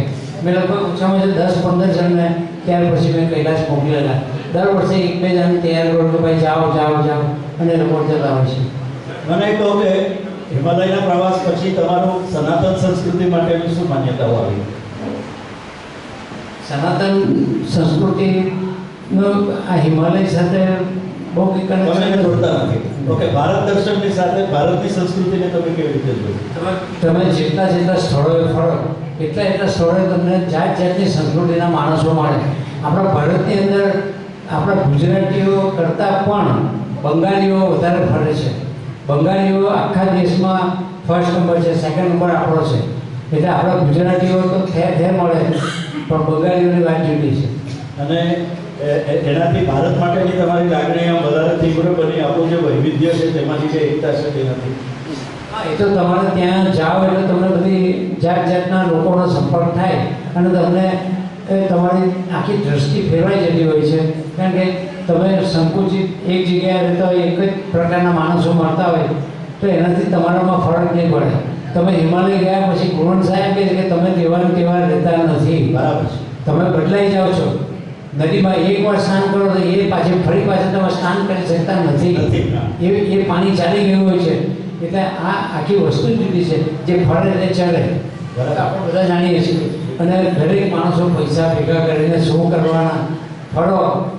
આ ફેબ્રુઆરીમાં જે આવું છે સિંગાપોર, મલેશિયા અને ક્રૂઝ જવાના છે. જેને આવવું હોય તેને આવી જજો. દુબઈ જઈએ એવા ત્યારે અમારે ઘણા બધા આવેલા હતા. ફરી પાછા ચાલો. સર, એ કહો કે વિદેશ જ્યારે ફરો છો તે અને ભારતનું ફરો છો તે વચ્ચેનું શું સંસ્કૃતિનો તફાવત? સંસ્કૃતિનો ઘણો તફાવત. વિદેશમાં આપણાપણું કશું લાગતું નથી. અને અહીં તો તમે ગમે ત્યાં જાઓ, કલકત્તા જાઓ કે બોમ્બે જાઓ કે ગમે ત્યાં જાઓ તો તમને ત્યાં તમારા માણસો મળી રહે છે. ત્યાં આગળ કોઈ મળતું નથી. આપણે આ એ લોકોને આપણે જોવાનું અને ખુશ થવાનું. પેલા લોકો આપણને જોઈને હશે કે જે કરે તે. પણ એ આપણી સંસ્કૃતિ તો આપણી સંસ્કૃતિ છે. આખી દુનિયામાં ભારત જેવી કોઈ સંસ્કૃતિ છે નહીં. તમારો સાહિત્ય પ્રેમ ક્યાંથી શરૂ થયો? મારો સાહિત્ય પ્રેમ તો સાહેબ બહુ વર્ષો પહેલાં જ્યારે રેલ આવેલી 68માં અને એ રેલ આવીને રેલ ઉપર 25 પાનાનો નિબંધ લખેલો ત્યારે હું 10મા ધોરણમાં હતો. અને ત્યારથી મારું કંઈક આ તરફનો પ્રયાણ હતું. એની અંદર જે કંઈ ફાળો છે એ મારા દાદાનો છે. મારા દાદા રામાયણ વૈષ્ણવભાઈ એ પણ બોલ્યા, સુજન મેજર આવી, એ રીતે જે આખો એનો ઉપાડ હતો એ મારા દાદા કરતા હતા. આખા ગામના લોકો ભેગા થતા હતા અને એ છાનો માનો હું માર ખાઈને તે વાંચી રહ્યો હતો. પછી મારા ફાધરે ગામમાં લાઇબ્રેરી શરૂ કરેલી. તો એ પણ આમાં એ છે, મારા ફાધર સાહિત્યકાર નહોતા પણ એમણે લાઇબ્રેરી ચાલુ કરેલી. અને મારા ફાધરને આ વર્ષની સાથે નોકરી કરતા હતા વર્ષા, ત્યાં મારા ફાધરને જોયેલા, એમની સાથે નોકરી કરેલી. તો આ પણ એમનો સાક્ષી છે. અને કોઓપરેટિવ બેંકનો અનુભવ કેવો રહ્યો? કોઓપરેટિવ બેંક, અમારી બેંક તો અમારી બેંક જ છે. તમારે ગમે ત્યાં ગમે તેટલી પ્રાઇવેટ બેંકોમાં જાઓ, નેશનલાઇઝ બેંકોમાં જાઓ, તમને અમારા જેવી સેવા નહીં મળે. ડિસ્ટ્રિક્ટ બેંક તો ડિસ્ટ્રિક્ટ બેંક જ છે. વાહ, એટલી સરસ વાત છે. એમાં 40 વર્ષ જીવનના એ બેંકને 39 વર્ષની સેવાઓ કર્યા પછીનો એમનો આ છે. અને આજે મેનેજિંગ ડિરેક્ટર મહિલા સાહેબ વોઝ ઓલ્સો એક્સપેક્ટેડ. અને હવે એ કહો કે સાહિત્ય પ્રેમમાંથી તમે નિબંધથી શરૂઆત કરી. તમારા હિમાલયના વર્ણનના બંને પુસ્તકો અદ્ભુત છે. કવિતાની વાત કરો. રમેશભાઈ કહ્યું તે પ્રમાણે પતંગિયું કેમ આટલું બધું પ્રિય છે? પતંગિયું પ્રિય છે કારણ કે પતંગિયો આપણને રંગ આપે છે, પણ રંગ એમના આપણા પર આપણે લેપવા નથી દેતા. એ પતંગિયાનો રંગ આપણા હૃદય પર અસર કરતો જ નથી. પતંગિયો એટલે પતંગિયો, એમાં કેટલી બધી વેરાયટીઝ, કેટલા બધા રંગો, તે એવા રંગો સાહિત્ય માટે આપણા જીવનમાં ઉતારીએ અને એ રંગોને આપણે અમલમાં મૂકીએ. આમાંથી ઘણું બધું કરતા હોય છે.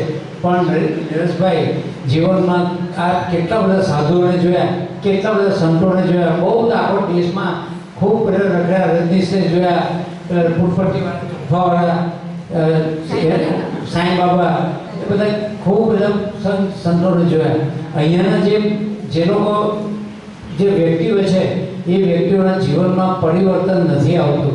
હમણાં એક બાવાની વાત કરી, એ બાવા આશ્રમમાં બી મારામારી કરે તો હમણાં અર્થ તો પેન્ટ શર્ટ પહેરી દઉં, શું કામ તમે બાવા બનો છો? અને તમે જીવનમાં કશું કંઈ ફેરફાર નહીં થતો હોય તો તમે એ બધું કરવાનો કંઈ અર્થ નથી. એટલે તમારામાં પ્રમાણિકતા આવવી જોઈએ, તમારામાં કરુણતા, દયા, પ્રેમ, આ બધું ન આવતું હોય ને તો એનો કંઈ અર્થ નથી. આપણે જીવનમાં પણ તમે જરાક ઉદાર બનો, થોડાક સહનશીલ બનો, આપણે ખીજવાયા કરે, આપણે હસી કાઢવાનું. એટલે એ બધું એવા ગુણો. અને ક્યારેય મારા લાઈફમાં હમણાં વસીભાઈ ના છે, વસીભાઈ હર્ષદભાઈ મને એમ કે ઈશ્વરમાં આટલા વખતે કોઈ દાડો તમે ગુસ્સે જ નથી થતા. મને ગુસ્સો જ નથી આવતો. એટલે શું કરીએ, એટલે જીવન એવું વિતાવો કે સામો માણસને ત્રાસ નહીં પડે અને ઘરના બધા કામ કરો. તમે લોકો ઘરના આ લોકોના મરજ જેવું ખાઓ. હું ડાઇનિંગ ટેબલ સાફ કરું, પૂછો અક્ષરને કોઈ દિવસ ખાધેલી થાળી લીધી છે? એ થાળી મેં ઉચકી છે, એમણે કોઈ દિવસ એમની થાળી નથી ઉચકી. તો તમે આ બધું કરવાનું તમારે શું જાય છે? અરે આ લોકોને 2 કામ ઓછા થાય. કપડાં બહાર ઘડી કપડાં ઉતારવા એટલે ઉતારી લાવું, ઘડી વાળી બી કરી દઉં, કચરો બી સાફ કરી લાવું. મને કીધું પીસી બહાર નીકળ્યા, મેં કીધું બહાર નીકળું છું, કામ કરું છું, મારા ઘરનું કામ કરું છું, ઘરના કામમાં ખાસા કરું છું. આ વસ્તુ દરેક જણા અમલમાં મૂકો. દરેક જણા કરી શકો છો, કરો. તમારે એમ નહીં માનવું કે અમે પુરુષ છીએ, આ કામ નહીં કરીએ, આ કામ અમારું નથી. કેમ ભાઈ? બેઠા બેઠા ચા લાવો, પાણી લાવો. કેમ તારા પગ ભાંગી ગયા છે? ઉઠીને લઈ આવો પાણી. કોઈ દિવસ આગો પાસે પાણી માંગ્યું નથી. એટલે એ પણ તમે કરો. આ બધું જીવનમાં અમલમાં મૂકવા જેવું છે અને ખાલી વાતો કરવાનો કોઈ ફાયદો નથી. બહુ સરસ વાતો કરી. એટલે પ્લીઝ તાળીઓથી બતાવો. આ નિષ્કર્ષ છે 50 વર્ષના લગ્ન જીવનનો અને સફળ લગ્ન જીવનનો આ નિષ્કર્ષ છે. ઈશ્વરભાઈ જે કવિતાઓ લખે છે ને તે હાઇકુ લખે છે. રમેશભાઈએ બહુ વિસ્તૃત વાત એના પર કરી. એ ઓછામાં ઓછા અક્ષરમાં માત્ર 3 પદમાં એક આખો વિચાર મૂકવાનું કાર્ય છે અને મોટા 17 અક્ષરની અંદર આવતી આ કવિતા છે, માત્ર 17 અક્ષરમાં. અને તેમાં મોટા સાહિત્યકારો સફળ થતા નથી. આપણે ત્યાં હાઇકુને જ્યારે ગુજરાતી સાહિત્યમાં યાદ કરીએ ત્યારે સ્નેહરશ્મિને યાદ કરીએ અને ત્યાર પછીનું સીધું બીજું મુકામ આટલા બધા વર્ષો પછી ઈશ્વરભાઈ પામે છે. આપણે ખરેખર ગૌરવ હોવું જોઈએ આપણા સાહિત્યકાર માટે કે કવિના માટે. હાઇકુ અંગેનું તમારી શું લાગણી છે? હાઇકુ ઘણા કે હાઇકુ એવું નથી. હાઇકુ ખૂબ અઘરો વિષય છે.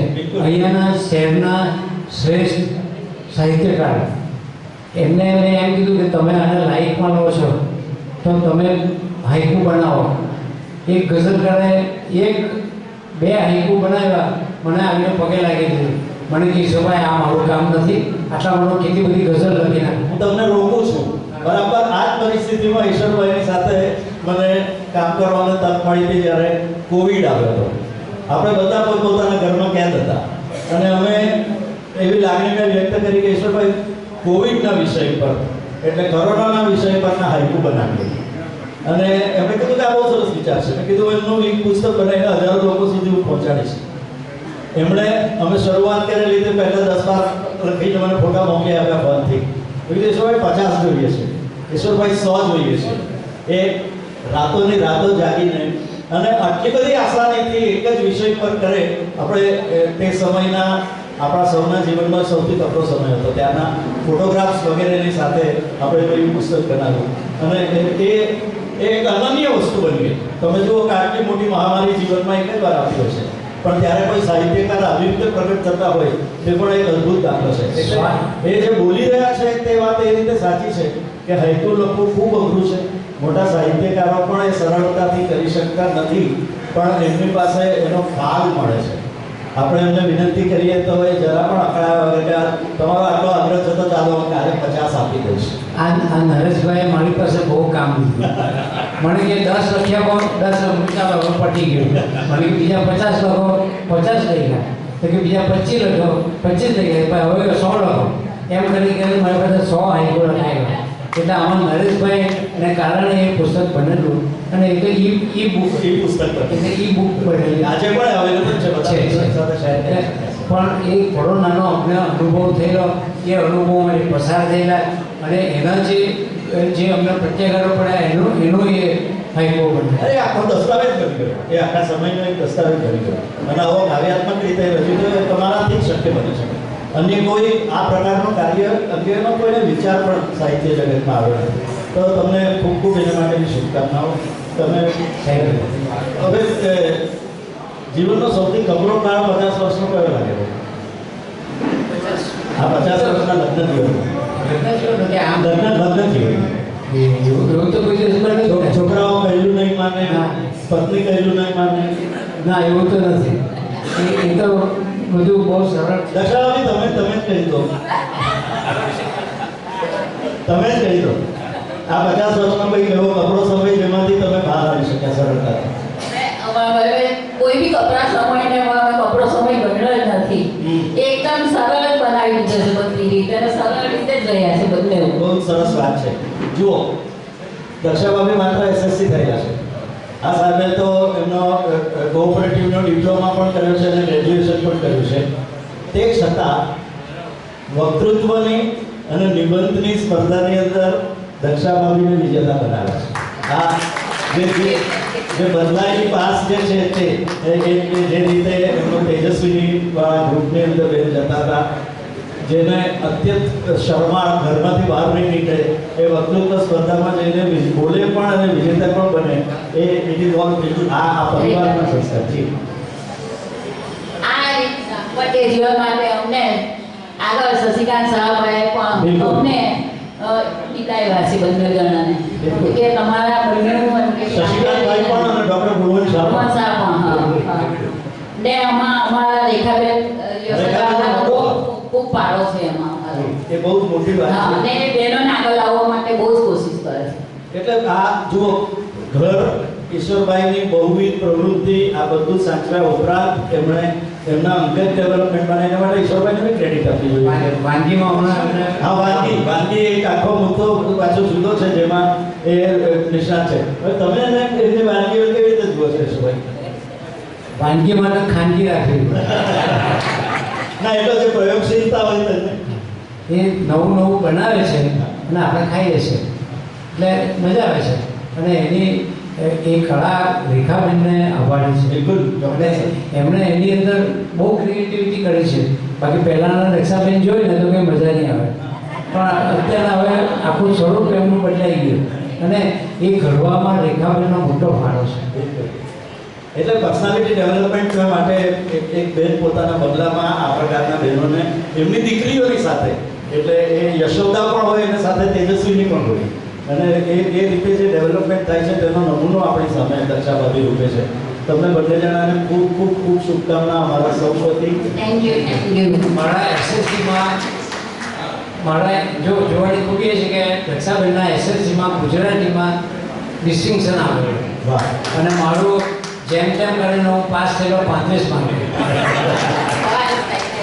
હવે જીવનના 50 વર્ષ પછી ઈશ્વરભાઈ સાહિત્યકાર છે. કેટલું સરસ, બહુ સરસ. આપણે એમને તાળીઓથી વધાવીએ. તમે લોકોએ અમને સહન કર્યા અને જે કંઈ સહન કર્યા અને સાંભળ્યા તે બદલ આપ સૌનો ખૂબ ખૂબ આભાર. નરેશભાઈનો તો ખૂબ આભાર, બેનનો પણ ખૂબ આભાર. અને સૌને મારે જે વાત કરવી પ્લીઝ કહો. ના, લખાયેલું નહીં, તમે મનમાં જે આવે. ચાલો એવું રાખો. જો આમાં મારી લાઈફમાં જે પણ આવા ફેડરેશનના મિત્રો છે કે પછી મારા બાપના મિત્રો છે, અને એની અંદર ઘણા બધા મારા મિત્રો. તમે જો આ બોરાટનું સરનામું શાંતિકુંજ છે. શાંતિકુંજ. હા. અને એ બધા જ જે અહીંયા જુદા જુદા મંડળોના પ્રમુખો આવ્યા છે, મારા બધા મિત્રો આવ્યા છે, અને અહીંયા મારા સોસાયટીના અહીંયા આવ્યા છે, મારા કુટુંબીજનો, મારા બનેવી બહેન, મારી છે તે એમના જે છે દિલીપભાઈ કે એમના એ છે સગાવાળા, જે બીજા ઘણા આવ્યા છે, અને ઘણા બધા મિત્રો આવ્યા છે. તો આ બધા મારી લાગણીને કારણે આવ્યા છે. તો એ લાગણીને હું સ્વીકારું છું ને આપ સૌને વંદન કરીને હું વિરમું છું.